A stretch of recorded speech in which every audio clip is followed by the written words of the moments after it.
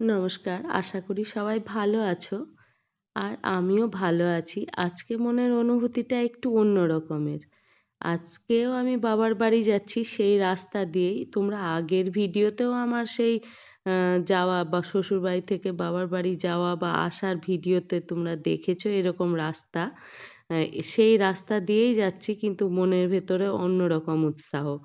গাড়িতে সবাই প্রায় ক্লান্ত। সারাদিনের কাজের পরে সবাই বাড়ি ফিরছে, আর আমি বাড়ি যাচ্ছি, সেই জন্য আমার অন্যরকম উৎসাহ।